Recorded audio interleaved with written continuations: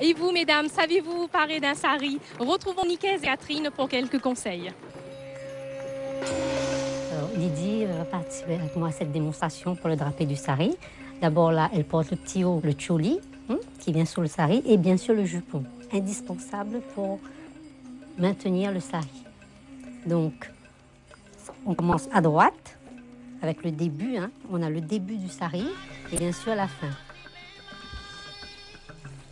Donc, au début, on va former une jupe. Voilà.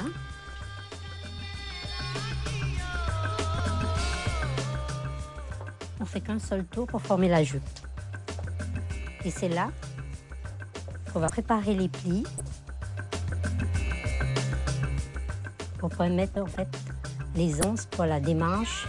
Souvent c'est 4-5 plis ou bien 6 en fonction de la longueur et la taille de la personne. Les plis ainsi formés, il faut bien régler la hauteur. Les plis sont maintenus par le jupon. Il faut que ce soit vraiment bien serré. Tout est maintenu par le jupon. Ensuite, on fait le tour de la taille. On fait le tour de la taille. Et là, on prépare le drapé pour le jeter sur l'épaule.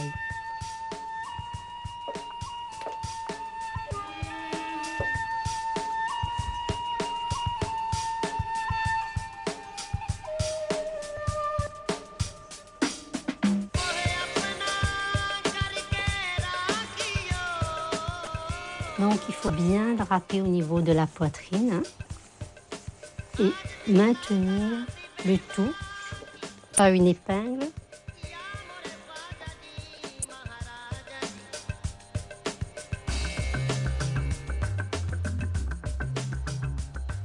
Nous allons maintenant voir comment se porte le sari façon traditionnelle pêcheur avec la démonstration de Catherine. Je vous explique d'abord, ce sari mesure 9 mètres et peut-être moins 50 cm, 9 mètres c'est sûr. Et comme il n'y a pas de jupon, on fait un nœud en laissant 1 mètre de part et d'autre. En faisant le nœud, ça nous permet de ramener le restant des tissus derrière pour faire un pli derrière. Et là, après, ça se met dans la façon traditionnelle comme on a fait la démonstration avant. Donc, on fait le nœud et le tissu que j'avais laissé de part et d'autre, disons 1 mètre de plus, je vais passer entre les jambes. Ça va nous servir comme faire une culotte pour que les femmes pêcheurs soient à l'aise pour pêcher les poissons. Donc, je vais vous montrer, je passe entre les jambes. Tu peux tourner, ma chérie.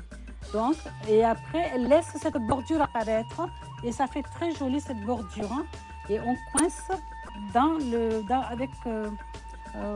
le sari même parce qu'il n'y a pas de jupon. Voilà. Donc ça nous fait ce genre de culotte. Vous voyez, ça nous permet d'écarter les jambes et pêcher facilement. Ensuite, le restant de sari, on fait comme le sari traditionnel. Je coince les plis. Je coince les plis dans le sari parce qu'il n'y a pas de jupon. Et le restant de sari, je passe autour de la taille et je passe sur l'épaule gauche. Et ça nous permet de maintenir le sari avec une épingle ou les femmes pêcheurs, elles mettent comme ça.